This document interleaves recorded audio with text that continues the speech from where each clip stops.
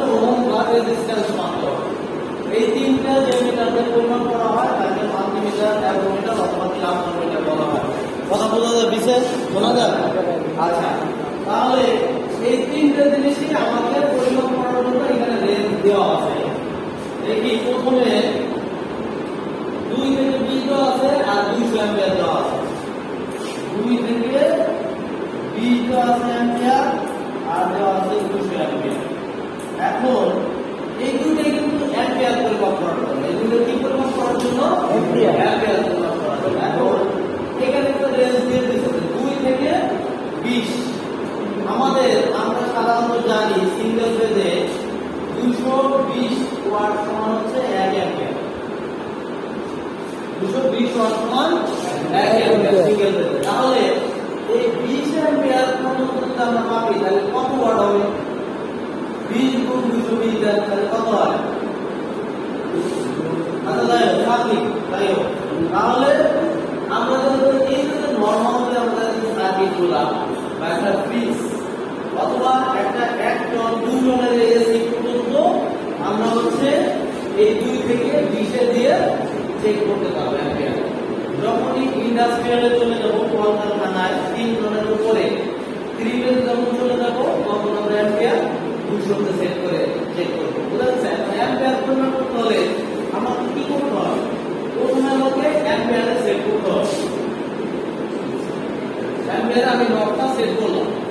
Set করার পরে এরপরে অ্যাম্পিয়ার মাত্রা হচ্ছে আমাদের সিরিজ। অ্যাম্পিয়ার হচ্ছে সিরিজের মাত্রা, ভোল্টেজ হচ্ছে প্যারালালে মাত্রা হবে। যেমন সিরিজ বলতে কি বলেছি? একটারে মাত্রা হবে অ্যাম্পিয়ার। আর ভোল্টেজ মাত্রা হলে কয়টা লাগবে?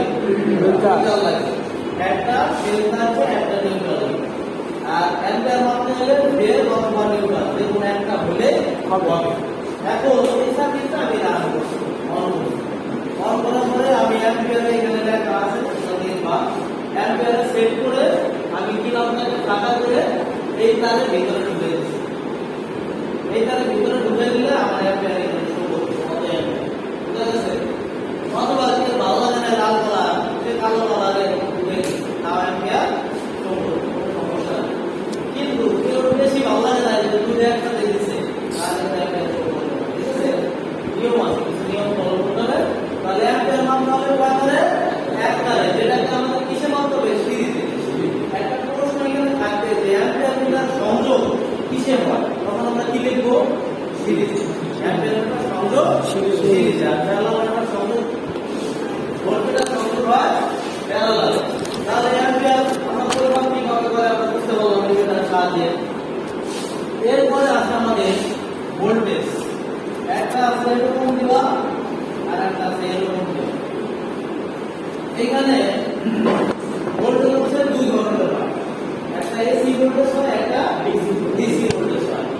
এটা হচ্ছে ডিসি ভোল্টেজ আর এটা হচ্ছে এসি ভোল্টেজ। কিন্তু মিটারে লেখা থাকে না এসি এবং ডিসি, মিটারে কি থাকে?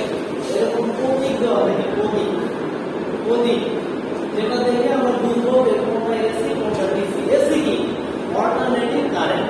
এসি হচ্ছে অল্টারনেটিং কারেন্ট, যে কারেন্ট চলার সময় মানব দিকের কি হয়? পরিবর্তন হয়। তাকে হচ্ছে অল্টারনেটিং কারেন্ট বা এসি কারেন্ট বলে। যার প্রতীক হচ্ছে এটা। বুঝা গেছে? আর ডিসি হচ্ছে ডাইরেক্ট কারেন্ট, যে কারেন্ট চলার সময় মানব দিকের কোনো পরিবর্তন হয় না, তাকে এসি কারেন্ট বলে। যেটা প্রতীক হচ্ছে এরকম। তাহলে আমাদের যে এই যে বাসাবাড়িতে ফ্যানগুলো চলতেছে এটা এসি না ডিসি? 100% এসি। হ্যাঁ। আর ডিসি হচ্ছে সেইগুলো যেগুলো ব্যাটারির সাহায্যে, সৌরবিদ্যুৎ ব্যাটারির সাহায্যে যে সোর্সগুলো আমরা পেয়ে থাকি ওইগুলো হচ্ছে আমাদের ডিসি। ঠিক আছে? আর পলিবিদ্যুৎ থেকে আমরা যে লাইনগুলো পেয়ে থাকি সেগুলো হচ্ছে আমাদের কি? এসি। তাহলে আমরা যেহেতু এইখানে পরিমাপ করবো তাহলে অবশ্যই আমাদের সেট করতে মিটার এইখানে সেট করতে হবে।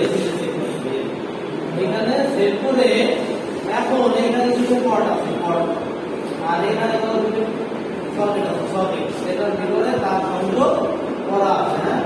এখন আমরা কি করবো? এইখানে সেট করে এটা তো তার ফাঁকা আছে, কিছু বড় লাগবে না, এটার জন্য এখানে সেট করে আমরা একটা হচ্ছে এটার ভিতরে ঢুকে দেবো, একটা এটার ভিতরে ঢুকে দেবো। তাহলে আমাদের এখানে শো করবে কত ভোল্টেজ আছে। বুঝা গেছে?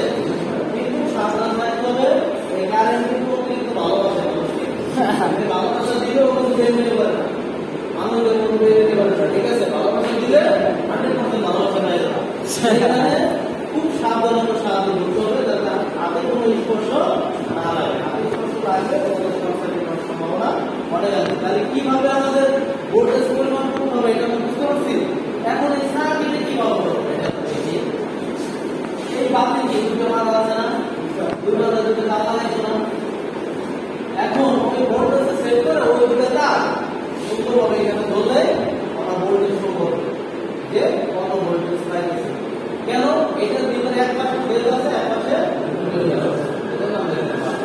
আর যদি এইখানে আর এইখানে ধরি তাহলে আমরা টোটাল ভোল্টেজ পাবো। বুঝা গেছে? টোটাল ভোল্টেজ কত মানে 220 না? হ্যাঁ। এখন ও কত পাইলো, ও কত নিতেছে ভোল্টেজ, এটার জন্য আমরা ওকে দেব, এটার জন্য ওকে দেব, এটার জন্য ওকে দেব। হ্যাঁ, আর টোটালের জন্য আমরা ওকে দেব। ক্লিয়ার? এরপরে বাকি আছে কি আমাদের ওহমস। ওহমস কি?